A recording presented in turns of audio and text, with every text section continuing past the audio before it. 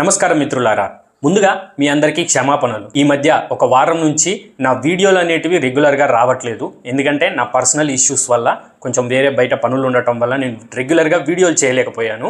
ఇక మీద నుంచి రెగ్యులర్గా వీడియోలు చేస్తాను. నిన్నటికి నిన్న ఈ అమెరికా సుప్రీంకోర్టు అనేది ఇప్పటి వరకు ట్రంప్ గారు విధించినటువంటి ఈ టారిఫ్లను ఇల్లీగల్ అని చెప్పేసి చెప్పడం జరిగింది. అయితే ఇక్కడ ఒక ఆశ్చర్యకరమైనటువంటి సందర్భం చోటు చేసుకుంది. అదేంటంటే ఇప్పుడు మన భారతదేశంలో కూడా సుప్రీంకోర్టు ఉంటుంది, అలానే భారతదేశ ప్రభుత్వం ఉంటుంది. ఈ ప్రభుత్వంలో ఉన్నటువంటి ప్రధానమంత్రి గారి కావచ్చు, ఇతర ప్రభుత్వంలో పనిచేసేటటువంటి నాయకులు కావచ్చు, ఎప్పుడైనా సరే భారతదేశ ప్రభుత్వానికి వ్యతిరేకంగా ఒక తీర్పు ఇచ్చింది అని చెప్పేసి కెమెరా ముందుకు, మీడియా ముందుకు వచ్చేసి ఈ సుప్రీంకోర్టు జడ్జిలు అనేవారు కాంగ్రెస్ పార్టీకి సంబంధించినటువంటి వారు అని చెప్పేసి ఎప్పుడూ ఇలాంటి వ్యాఖ్యలు అనేటివి చెయ్యరు. అధికారికంగా ఉన్నటువంటి వారు, ప్రభుత్వంలో ఉన్నటువంటి నాయకులు వీళ్ళెవరూ ఇలాంటి వ్యాఖ్యలు చెయ్యరు. ఎస్, అఫ్ కోర్స్ మన ప్రజలం మనం చేస్తాం. ఈ మధ్య ఎన్నికల సంఘం చేస్తున్నటువంటి ఈ స్పెషల్ ఇంటెన్సివ్ డివిజన్ పైన కూడా మన సామాన్య ప్రజలం అనేవారు మనకున్నటువంటి సొంత రాజకీయ భావనల ప్రకారము పలానా సుప్రీంకోర్టు పలానా రాజకీయ పార్టీతో కుమ్మక్కైంది, పలానా ఎన్నికల సంఘము పలానా రాజకీయ పార్టీతో కుమ్మక్కైంది, అమ్ముడుపోయింది అని చెప్పేసి ఇవి మన సాధారణమైన ప్రజలము మనం మాట్లాడుకుంటూ ఉంటాం.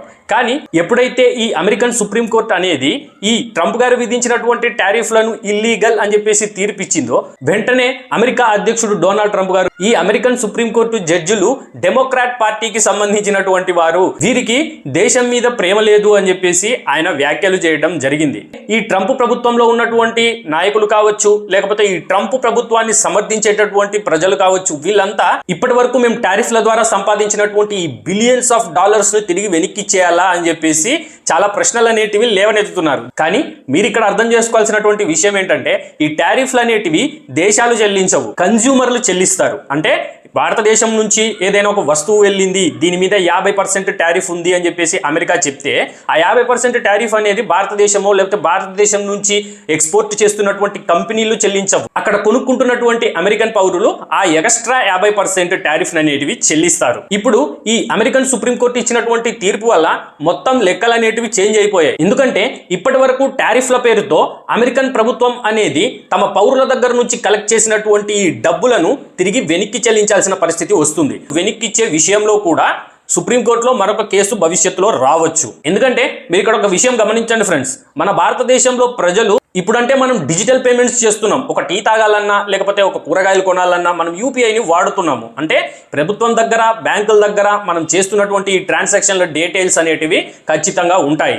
అలానే అమెరికా కూడా క్రెడిట్ కార్డు బేస్డ్గా నడుస్తుంది. అంటే అక్కడ ఉన్నటువంటి సాధారణ పౌరులు క్రెడిట్ కార్డు మీద వారి జీవనం నడుస్తుంది. కేవలం 0.1% మందే అక్కడ ఈ చిన్న చిన్న షాపుల దగ్గర, చిన్న చిన్న మాల్స్ దగ్గర ఈ హార్డ్ క్యాష్ అనేది తీసుకెళ్లి అక్కడ ఏవైనా వస్తువులు కొనుక్కుంటారు. మిగిలినటువంటి 99% మంది అమెరికన్ పౌరులు ప్రతిదీ ఏం కొనాలన్నా, ఇప్పుడు ఈ వాల్ స్ట్రీట్ లో కానివ్వండి, లేకపోతే డిపార్ట్మెంటల్ స్టోర్స్ లో కానివ్వండి, వీరంతా కూడా క్రెడిట్ కార్డు బేస్డ్ గానే వ్యాపారం చేసుకుంటూ ఉంటారు. కాబట్టి ఇప్పటి వరకు టారిఫ్లు ఎవరెవరు ఎంత చెల్లించారు అని చెప్పేసి ప్రభుత్వం దగ్గర మరియు ఆ డిపార్ట్మెంటల్ స్టోర్స్ దగ్గర ఈ క్రెడిట్ కార్డు చెల్లింపుల విషయంలో ఒక ఖచ్చితమైనటువంటి డేటా వారి దగ్గర ఉంటుంది. కాబట్టి ఎవరైతే ఈ అమెరికన్ పౌరులు ఈ టారిఫ్ అమౌంట్ తోటి కలిపి ఎక్స్ట్రాగా పే చేసుకొని కొన్ని వస్తువులు ఏవైనా కొనుక్కొని ఉన్నారో ఇప్పటి వరకు, వారు భవిష్యత్తులో ఈ చెల్లింపుల విషయం గురించి సుప్రీంకోర్టు దగ్గరికి వెళ్ళొచ్చు. అమెరికన్ సుప్రీంకోర్టు ఈ ట్రంప్ విధించినటువంటి ఈ టారిఫ్ల మీద ఎప్పుడైతే ఇల్లీగల్ అని చెప్పేసి ఒక తీర్పు ఇచ్చిందో, వెంటనే మన భారతదేశానికి ఒక లెవరేజ్ అనేది దొరికింది. లెవరేజ్ అంటే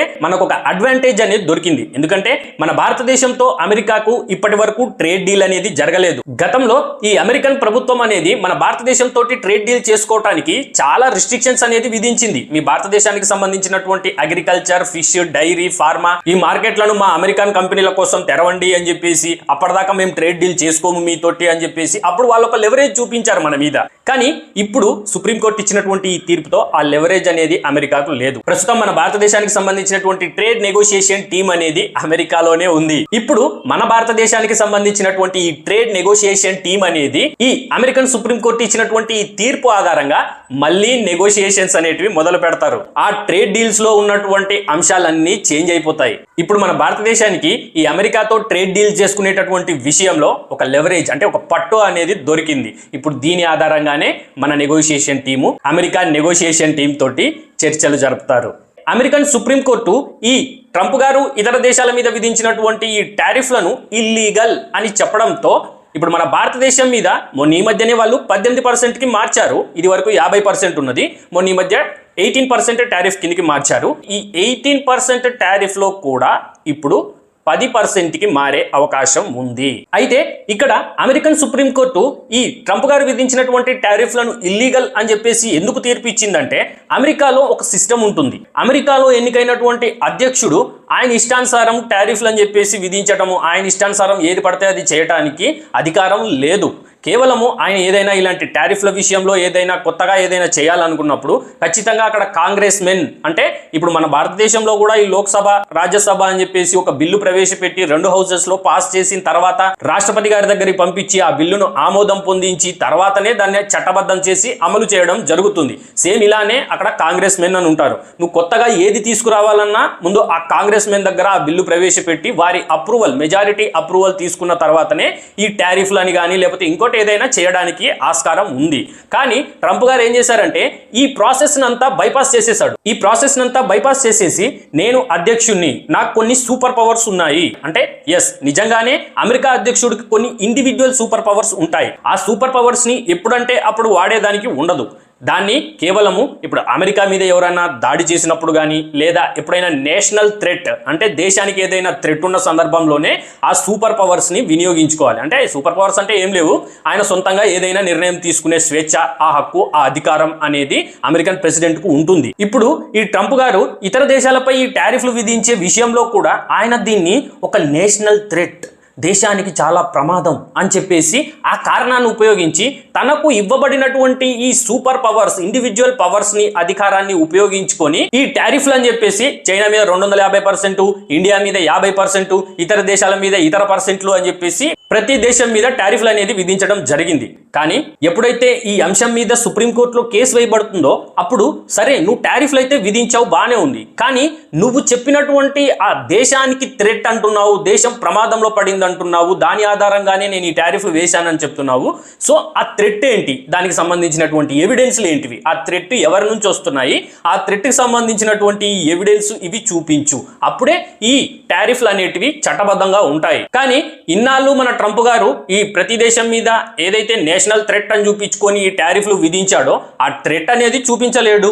ఆ థ్రెట్ అనేది చూపించడానికి ఆయన దగ్గర ఎటువంటి ఎవిడెన్స్ లేవు. కాబట్టి సుప్రీంకోర్టు ఈ టారిఫ్లను ఇల్లీగల్ అని చెప్పేసి చెప్పడం జరిగింది. దీని ద్వారా ఇప్పటివరకు అమెరికన్ మార్కెట్లో జరిగినటువంటి ఈ వ్యాపార లావాదేవీలు మరియు వాటి లెక్కలు అన్నీ కూడా తారుమారు అయిపోతాయి. అంతేకాకుండా అమెరికా తరపు నుంచి మన భారతదేశానికి ఒక టీం వచ్చింది. ఆ టీం చేసే పని ఏంటంటే ఈ ఇండియా అనేది ఈ రష్యన్ ఆయిల్ కొనుగోలు చేస్తుందా లేదా అని చెప్పేసి మానిటర్ చేస్తూ ఉండు అని చెప్పేసి ఒక టీం ని అమెరికా పంపించింది అన్నమాట. అయితే అమెరికన్ సుప్రీంకోర్టు ఈ టారిఫ్ల మీద ఇచ్చినటువంటి ఈ ఇల్లీగల్ అనే తీర్పు తర్వాత ఈ భారతదేశానికి వచ్చినటువంటి ఈ అమెరికన్ టీం కి పని లేకుండా పోయింది. వాళ్ళు ఏం చేయాలో కూడా వాళ్ళకి తెలియట్లేదు. ఎందుకంటే ఇప్పుడు ఈ తీర్పు తర్వాత భారతదేశం అనేది రష్యా దగ్గర నుంచి ఆయిల్ కొనడం అనేది కూడా లీగలే అయిపోతుంది. అంతేకాకుండా మన భారతదేశము ఈ రష్యా నుంచి క్రూడ్ ఆయిల్ ని ఇంకా పెద్ద ఎత్తున కొనుగోలు చేసే అవకాశం ఉంది. సో ఇది ఫ్రెండ్స్ ఈ రోజు నా వీడియో. మీ అందరికీ నచ్చినట్లయితే నా వీడియోని లైక్ చేయండి, షేర్ చేయండి, మరియు ఇంకా నా ఛానల్ ఎవరైనా సబ్స్క్రైబ్ చేసుకుని వాళ్ళు ఉంటే సబ్స్క్రైబ్ చేసుకోండి ఫ్రెండ్స్. ఎందుకంటే మీరు సబ్స్క్రైబ్ చేసుకోవటం వల్ల నేను చేసే పనికి నాకు మరింత బూస్ట్గా ఉంటుంది. ఒక మంచి వీడియోతో మళ్ళీ కలుద్దాం.